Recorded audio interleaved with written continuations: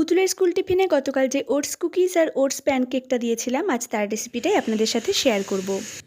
দারুণ মুচমুচে বা ক্রিস্পি এই ওটস কুকিজটা আপনারা যে কোনো এয়ারটাইট কন্টেনারে স্টোর করে 7 দিন পর্যন্তও রাখতে পারেন। চলুন দেখে নিই এই রেসিপিটা। এটা বানানোর জন্য নিয়েছি 2টো পাকা কলা, খুব ভালোভাবে সেটাকে স্ম্যাশ করে নেব। এর মধ্যে দিয়ে দেব 2 কাপ ওটস আর 1 কাপ চিনি। এটাকে আমি মিক্সারে ভালোভাবে গ্রাইন্ড করে তারপরে ব্যবহার করব। আর দিয়ে দিচ্ছি 2 চামচ পিনাট বাটার আর 1 চামচ কোকো পাউডার। এই কোকো পাউডারটা সম্পূর্ণই অপশনাল। পুতুল যেহেতু চকলেট ফ্লেভারটা বেশি পছন্দ করে, তাই জন্য আমি কোকো পাউডারটা দিয়েছি। সব কিছু ভালোভাবে মিশিয়ে নিতে হবে সামান্য একটু দুধ দিয়ে।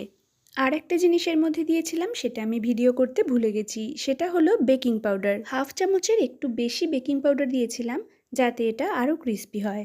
একটা স্টিলের প্লেটের উপরে নিয়েছি একটা বেকিং পেপার, তার উপর একটু তেল ব্রাশ করে নিয়েছিলাম।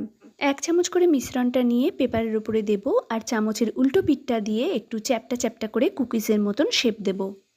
একটা লোহার ফ্রাইং প্যানকে প্রিহিট করে রেখেছিলাম, এর উপরে নিয়ে নিয়েছি একটা লোহার স্ট্যান্ড, তার উপরে বসিয়ে দিলাম কুকিজের প্লেটটা।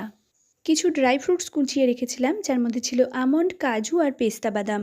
এগুলোকে ওপর থেকে ছড়িয়ে দিলাম যাতে টেস্টটা আরও ভালো হয়। এবার আরেকটা প্যানে তেল ব্রাশ করে নিয়ে ওই একই ব্যাটার দিয়ে তৈরি করে নেব প্যানকেক। ঢাকা দিয়ে 5 মিনিটের জন্য রাখবো, তাহলেই রেডি হয়ে যাবে প্যানকেক।